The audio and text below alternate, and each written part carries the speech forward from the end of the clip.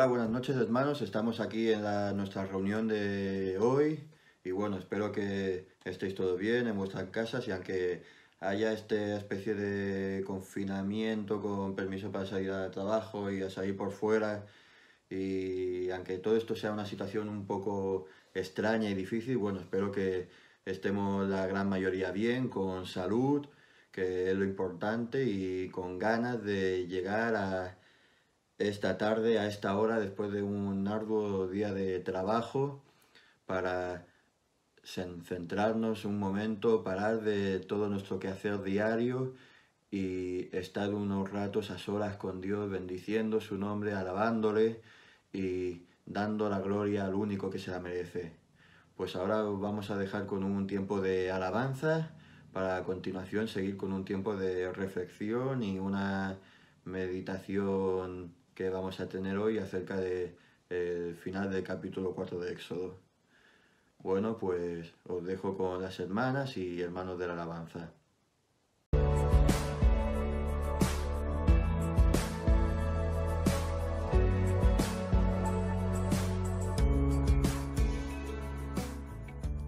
Hola, bienvenidos un miércoles más a este culto en línea. Espero que estéis todos muy bien, que estéis disfrutando de esta semana, aun a pesar de que están siendo días un poco difíciles. Espero que disfrutéis muchísimo de las alabanzas, que cantéis con nosotras y que también escuchéis atentamente la palabra porque es el mensaje de Dios que hoy nos tiene y que bueno, que seguro que pronto nos podremos ver, así que os mando un besito y un abrazo. ¡Adiós!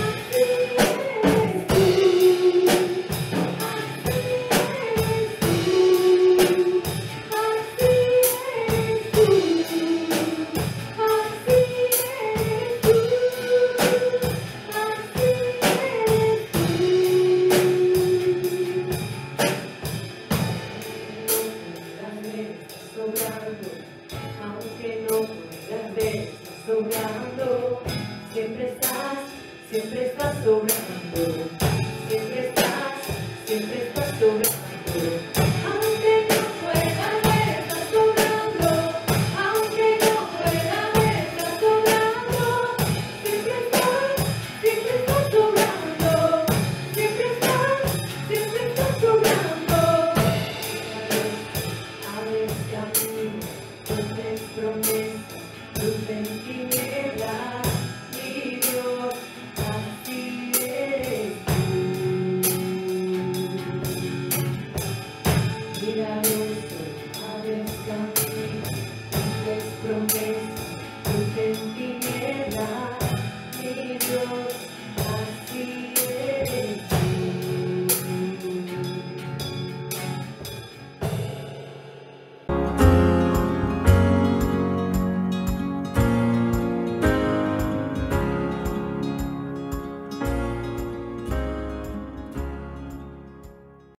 Bueno, hermanos, pues ha llegado el momento de entrar en materia, de entrar en la palabra, entrar en esa meditación de cada miércoles.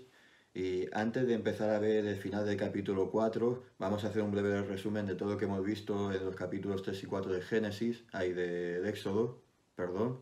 Y estábamos viendo cómo los hebreos fueron esclavizados con arduo trabajo, cómo estaban siendo maltratados por los egipcios, cómo estuvieron así durante unos 400 años, dice la palabra, y no es hasta el momento en que ellos claman a Dios, que Dios los escucha, los ve y pone en marcha todo su plan, todas las promesas que tenía con ellos, y Dios actúa. Y el desencadenante de toda aquella engranaje y todo se activa mediante la oración de ellos. Vemos que la oración tiene mucho poder. Vemos también como cuando Daniel ora, Dios envía respuesta desde lo alto.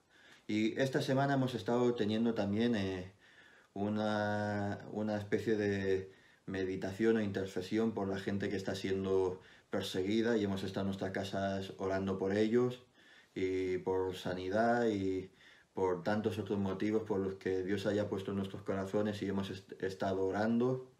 Y puede que aunque no estemos allí, aunque no estemos siendo perseguidos o maltratados, no tenemos la certeza de si Dios actúa o no actúa, pero en la Biblia vemos siempre, y tenemos que tener fe y tenemos que saber que cuando el pueblo de Dios ora, Dios actúa, y inmediatamente, como en el caso de Daniel, como en el caso del pueblo en Egipto, Dios envía su respuesta de forma rauda y eficaz para liberar, para sanar y para cuidar lo que es suyo y lo que a Dios le pertenece.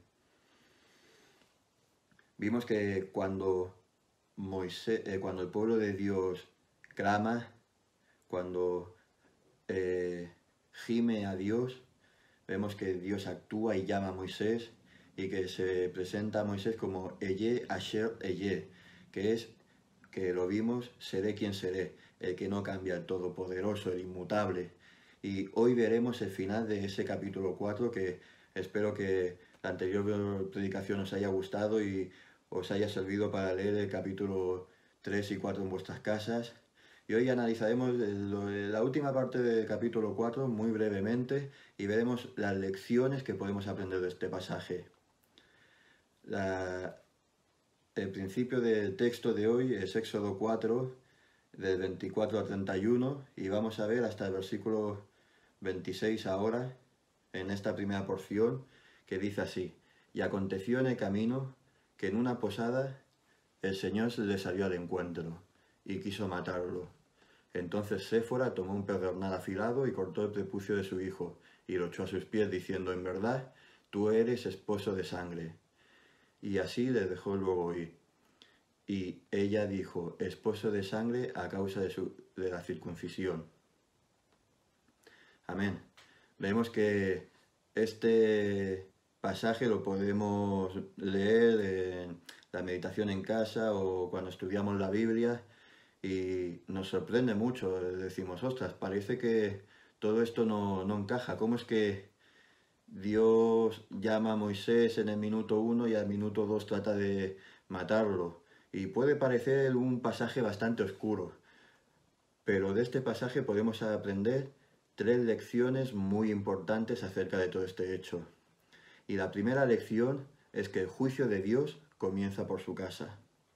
Cuando Dios le dice a Abraham que se circunciden, aparte de todas las promesas y bendiciones que Dios da a Abraham, vemos 2 cosas. La primera es que era un pacto perpetuo de todas las generaciones que se tenían que circuncidar.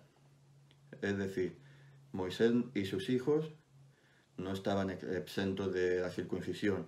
Y la segunda cosa es que la otra cara del pacto, porque un pacto es si tú haces esto, yo hago esto, la parte de Dios era que heredarían la tierra de Canaán y serían una nación numerosa como las estrellas.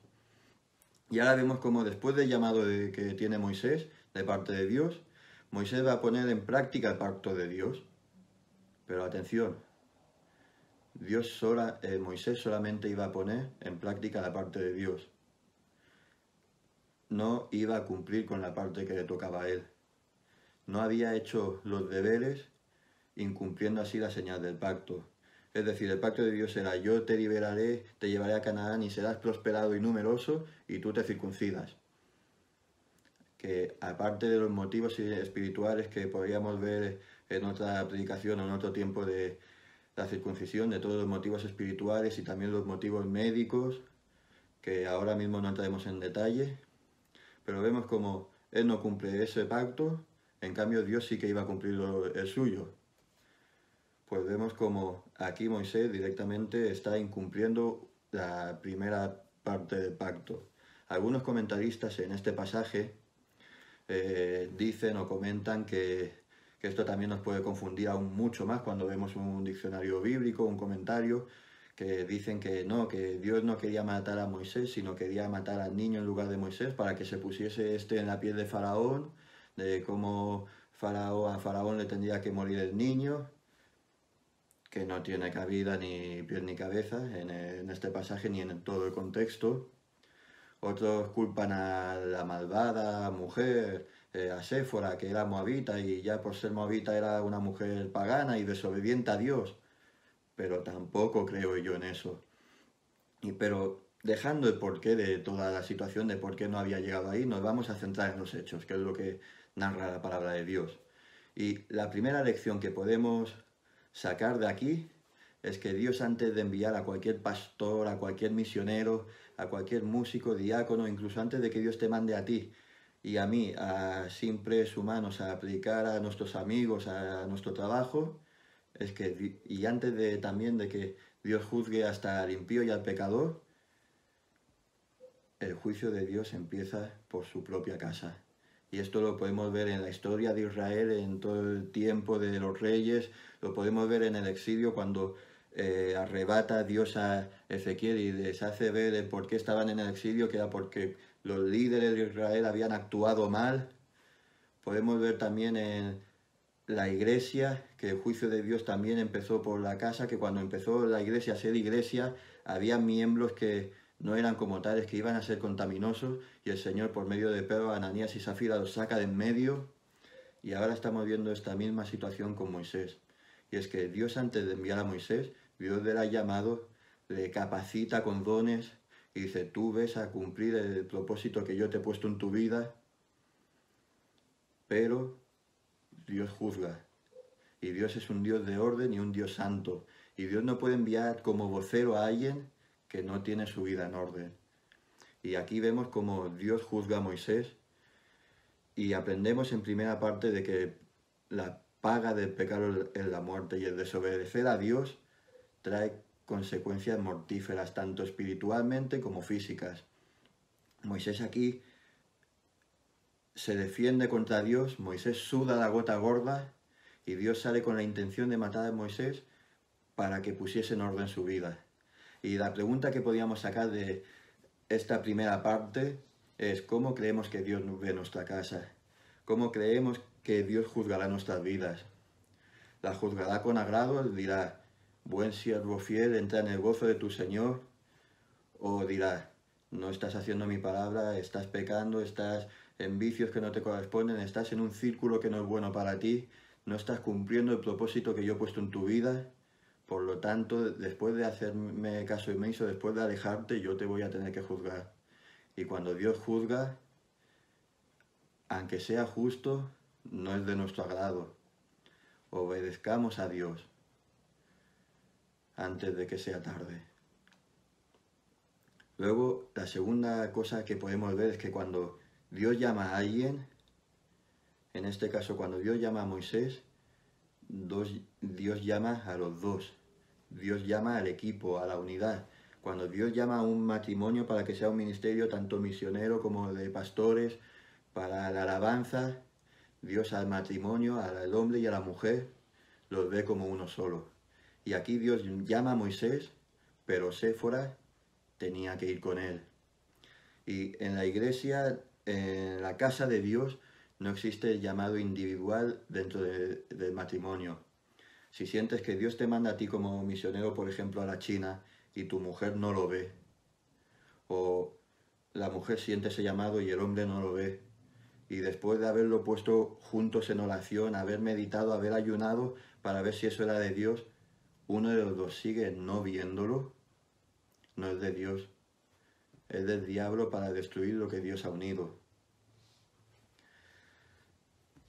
Vemos que Dios no va a permitir que uno vaya al otro continente a predicar y la otra pareja, ya sea el hombre o la mujer, se quede solo en casa con los niños, mientras la otra persona, ella está de misionera en Brasil y yo estoy aquí trabajando y manteniéndola. No, Dios llama a la unidad, Dios llama al ministerio. Y aquí Séfora estaba acompañando a Moisés al propósito que Dios le había dicho a Moisés. Vemos también como en el Nuevo Testamento a los apóstoles les acompañaban sus mujeres. Puede que esto parezca muy extravagante o digáis, ¿cómo a los apóstoles van a acompañar a sus mujeres? Esto no lo vemos. Pero en 1 Corintios 9:2, cuando a Pablo se le acusa de ciertas cosas, él dice a los corintios, si para otros no soy apóstol, para vosotros ciertamente lo soy, porque el sello de mi apostolado sois vosotros en el Señor. Contra los que me acusan, esta es mi defensa. ¿Acaso no tenemos derecho a comer y a beber? ¿No tenemos derecho a traer con nosotros una hermana por mujer, como también los otros apóstoles y los hermanos del Señor y Cefas? Si esa hermana por mujer fuese una hermana en el Señor, dirían, no tenemos derecho a traer una hermana, o no tenemos derecho a traer una hermana en el Señor. No, aquí dice, traer una hermana por mujer. Creo que está bastante claro. Y es que Dios no es individualista. Dios, cuando llama a un matrimonio, a una pareja, Dios llama al equipo. Y ahora la segunda lección de aprender en estos tres versículos es cómo es nuestro matrimonio. ¿Qué hace falta cambiar en mí, en nuestro matrimonio, para que sea el equipo que Dios quiere que seamos? Para que no seamos dos personas separadas, mentalmente con propósitos distintos viviendo dentro de un mismo techo, sino seamos uno, seamos una unidad, sirviendo al propósito de Dios, los dos juntos como Dios quiere que se haga. Luego, la tercera lección, que podemos ver es que Dios puede levantar a quien quiere para hacer su obra. Y asimismo, como Dios levantó a Moisés y como Dios le dio el llamado a Moisés, si Moisés se apartaba de su camino, si Moisés desobedecía, Dios en su soberanía podía hacerlo morir y levantar a otro. Para Dios no existe nadie exclusivo. Para Dios nadie es especial. Si somos especiales, si nosotros valemos algo para Dios, es por la obra que Cristo ha hecho en nosotros. Pero no somos imprescindibles para Dios. Y aquí lo vemos. Y también vemos cómo es y lo importante que es la importancia del equipo. Y aquí vemos como la ayuda idónea de Moisés toma las riendas de la casa. Y en la palabra esto también lo podemos ver muchas veces, de cómo Dios permite que por culpa de hombres inoperantes, hombres inútiles y desobedientes a Dios, Dios levanta a mujeres y a niños para avergonzar a los hombres. Lo vemos con Débora, lo vemos con Gedeón, lo vemos con Timoteo sutilmente, como él siendo hijo de una mujer judía y de un varón griego, que sería alguien no deseado, Dios lo levanta para hacer la obra, y ahora lo estamos viendo también con Séfora. Y es que algo que tenía que hacer el hombre como sacerdote espiritual y guía de familia, no lo hace Moisés. No sabemos por qué, podríamos inventar cualquier cosa, pero no lo hace, ese es el hecho. Y ella tiene que tomar las riendas de algo que estaba reservado para los hombres y toma las riendas para poder poner en paz su hogar con Dios. Y aquí también vemos y corroboramos esa importancia del equipo, de la espiritualidad, de la santidad. Y de esto también podemos aprender varias cosas. La primera pregunta a hacernos sería: ¿quién lleva las riendas de nuestra casa?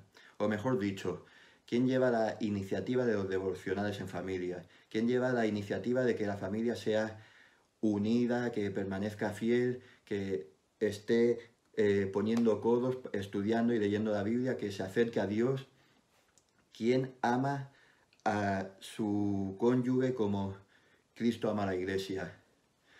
Y mira, no pongas excusas, no pongamos excusas. Da igual que tu marido o tu mujer sean un cretino o una cretina.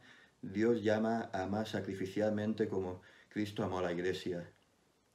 Y si estás saliendo con una persona que no es creyente, aprende la lección de Sansón, aprende de las palabras de Jesús. No hay cabida ni se puede cohabitar la luz y las tinieblas. Si tú eres un hijo de luz, no puedes estar en las tinieblas. Y luego veremos en la época de los jueces como por culpa de no entender esto siempre se iban al paganismo, siempre caían en el pecado y se apartaban de Dios. Y si ya es demasiado tarde para ti y ya estás casada y en esa situación, o casado y en esa situación de estar con un inconverso, ámalo como Cristo te ama. En la palabra dice que por tu testimonio, da igual que sea con palabras o sin palabras, solamente por tu testimonio podrás santificar a tu marido o a tu mujer. Quizás solo por tu piedad y tu testimonio lo puedas llevar a Cristo. Esto lo dice en 1 Corintios 7:14, dice: porque el marido incrédulo es santificado por la mujer, y la mujer incrédula en el marido, pues de otra manera vuestros hijos serían inmundos, mientras que ahora son santos. Porque, ¿qué sabes tú, oh mujer, si quizás harás salvo a tu marido? ¿O qué sabes tú, oh marido, si quizás harás salvo a tu mujer? Hermanos, hermanas, tengamos en orden nuestra vida. Tomemos las decisiones que como hijos y hijas de Dios nos corresponden. Si estamos en una casa, en una familia, o si no tienes familia y eres soltero, tomemos las decisiones y la iniciativa de, como sacerdotes espirituales que somos, estar un tiempo a solas con Dios, de llevar a más gente a Dios. Y tomemos las decisiones que como hijos y hijas de Dios nos pertenecen, antes de que Dios nos quite esa oportunidad y tenga que usar a lo menos esperado para poner orden en nuestra casa, como pasó, y nos pasa al final como pasó con Moisés, que tengamos que sudar la gota gorda. Dios nos deja oportunidades, nos da un montón de oportunidades y beneficios. Y espero que no tengamos que estar como Moisés batallando contra Dios mientras otra persona nos salva la vida. El segundo apartado que podemos ver aquí en el siguiente texto del Éxodo dice así: y el Señor dijo a Aarón: ve a recibir a Moisés al desierto. Y él fue y lo encontró en el monte de Dios y le besó. Entonces contó Moisés a Aarón todas las palabras del Señor que le enviaba y todas las señales que le había dado. Aquí podemos ver también muchas cosas, pero para no alargarme demasiado, porque podríamos ver dónde se encuentran, las palabras que le dice, vamos a ser breves. Y la lección principal que podemos aprender aquí es que Dios trabaja en todas las áreas. Dios no es un Dios unilateral, sino que Él trabaja como si todo fuese una red gigante de que esté todo conectado. Dios trabaja en todas las áreas que vemos y que no vemos. Y es que en el momento que Dios levanta a Moisés, en la otra punta, a kilómetros de distancia al occidente, está llamando a Aarón y le dice que vaya al monte de Dios, a su propio monte, a recibir a su hermano. Y es que cuando Dios envía a un misionero, a un pastor, o te envía a ti a predicar o evangelizar, o ya directamente vas por la vida como un buen cristiano, dando un buen ejemplo e intentando hacer lo que Dios le agrada, porque no somos perfectos, pero estamos en el camino a la perfección y estamos en el llamado a la santidad. Dios tiene ya preparado a tus oyentes, Dios tiene preparada a tu ayuda, a tu soporte, a tus obreros, Dios tiene hasta preparado el terreno donde vas a poner la iglesia, donde vas a subirte encima de un banco en la calle a predicar a los demás. Y es que a Dios no hay nada que se le escape, porque Él es el que es. Por lo tanto, no hay cabida para estar preocupados. Dios ha preparado cuidadosamente cada área de nuestra vida, de nuestro ámbito, de nuestro círculo, y aunque no lo creamos, como si de la película El show de Truman se tratase, Dios ha preparado cada figurante, cada detalle de nuestra vida, cada planta, cada maceta, a fin de que podamos cumplir la obra de Dios. Viendo los siguientes versículos para acabar ya y no hacerme muy largo, pues ya llevamos cerca de los 20 minutos. Dice así la palabra en Éxodo 4, el 29. Y fueron Moisés y Aarón y reunieron a los ancianos de los hijos de Israel. Y habló a Aarón acerca de todas las cosas que el Señor había dicho a Moisés. E hizo las señales delante de los ojos del pueblo. Y el pueblo creyó, y oyendo que el Señor había visitado a los hijos de Israel, y que había visto su aflicción, se inclinaron y adoraron. Amén. Recordemos una cosa muy importante, y es que Dios visita la aflicción de su pueblo. Dios visita mi aflicción, Dios visita tu aflicción y la del vecino. Y da igual cómo estemos, lo que nos haya pasado, lo que hayamos hecho, la metedura de pata que hayamos hecho en nuestro trabajo o en nuestro círculo, Dios sabe nuestra aflicción. Y si confiamos en Dios, si nos acercamos a Él con fe, Dios te salvará. ¿Por qué menciono la fe? Porque en la palabra así lo pone, en Hebreos 11:6 dice, pero sin fe es imposible agradar a Dios, porque es necesario que el que se acerca a Dios crea que le hay, y que es galardonador de los que le buscan. Y es que Dios no te puede bendecir, hijo de Dios, hija de Dios, tú que me escuchas, Dios no te va a bendecir si no crees en Él y si no te acercas a Él. Por eso estamos muchas veces estresados, con la mente en mil cosas, por eso estás atiborrado de tranquimacines y diazepanes y por eso vivimos tan angustiados, porque cuando estamos orando, estamos, Señor, bendice estos alimentos que vamos a comer, gracias, amén. No, cuando oramos, si de verdad creyésemos que estamos en la presencia mismísima de Dios ante su trono blanco, rodeado de millones y centenas de ángeles, delante del Creador de los cielos y la tierra, si dedicásemos unos minutos a memorizar 2 o 3 versículos al día, a leer su palabra e intentar ponerla por obra, en esos momentos de debilidad y de depresión y cuando el enemigo, las angustias y la carne nos intentan atacar, nos vendría a la mente el Salmo 92.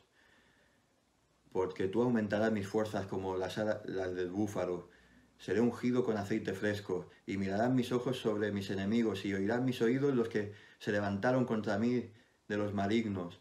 El justo florecerá como la palmera, crecerá como el cedro del Líbano. Plantados en la casa del Señor, en los atrios de nuestro Dios florecerán.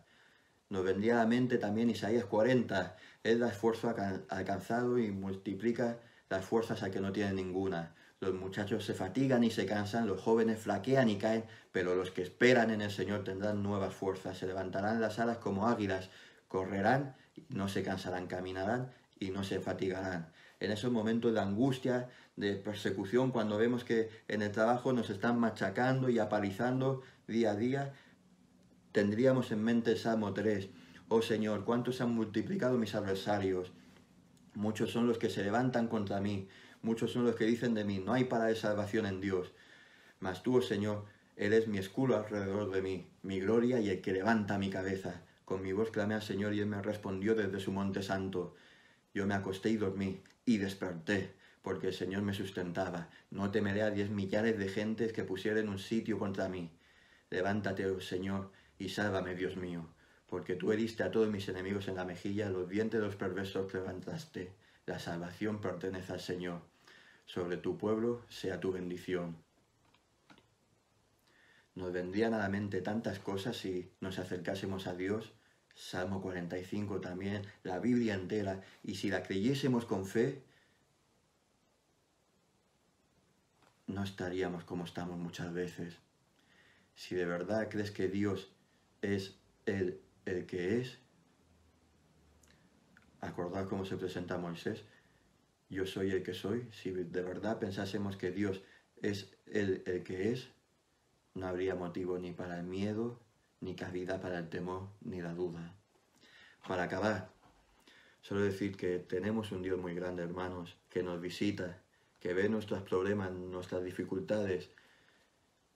Él también es santo y quiere que antes de ir a otros pongamos nuestra vida en orden, que nosotros también seamos santos, antes de que el juicio de Dios venga sobre nosotros y Dios decida apartarnos de nuestro deber y de las cosas que tiene preparadas para nosotros como cristianos. Pongámonos las pilas, hermanos. Y déjame decirte que si tú no tienes la suerte de tener un Dios tan grande en tu vida, que está dispuesto a levantarte, a usarte y hacer que tú cumplas el propósito que Él tiene para ti, déjame decirte que Dios está cercano a ti, que Dios te está llamando, que está dispuesto a perdonarte y a sacarte de la esclavitud, de la vida, de tu día a día y de tus miserias, que solo te llevarán, aunque sean placenteras, de cabeza al infierno. Acerquémonos a Dios, porque quizá mañana sea demasiado tarde. Oremos. Señor, gracias por tener un día más contigo, Señor, por meditar en tu palabra, por enseñarnos las lecciones que nos enseñas, Señor. Y te pedimos que nos ayudes antes de abrir la boca, antes de evangelizar, antes de dar testimonio y cumplir tu llamado, Señor, a poner en orden nuestras vidas. Ayúdanos también a que nuestras casas, Señor, te sirvan a ti, que sean casas de orden, Señor, y que sean hombres, mujeres, niños y niñas dedicadas a servir a tu palabra, Señor, porque eso es lo único que trae sanidad mental y sanidad espiritual en nuestra vida, Señor. Ayúdanos a dedicarte tiempo a ti cada día, ayúdanos también a pedir y a amar a aquellos que nos maldicen, Señor. Y también te queremos pedir ahora por los que están siendo perseguidos, Señor, porque tú nos dijiste que nos acordásemos de los presos en Cristo como si nosotros estuviésemos presos con ellos, Señor. Así que te pido por los perseguidos, te pido por los maltratados, te pido por los enfermos, Señor, porque tú eres el Dios que no cambia, Señor, el mismo Dios que se presentó a Moisés, Señor, es con el que estoy hablando por medio de Jesucristo y por la acción del Espíritu Santo, Señor, para que tú obres en las vidas, Señor, tú liberes a los cautivos, tú sanes a los enfermos, Señor, y tú bendigas cada casa, cada persona, cada pequeño o grande que nos está escuchando, Señor, y que por medio de tu palabra, Señor, por medio de la fe reciban de tus dones, de tu poder, que reciban el Espíritu Santo, Señor, que ya tienen esa plenitud, pero que la pongan en práctica, Señor. Y te pedimos que tú estés con cada uno de nosotros cada día de nuestra vida, Señor, hasta que tú vengas o nos llames. Gracias por amarnos, Señor. En el nombre de tu Hijo Jesucristo, Señor, el unigénito. Amén.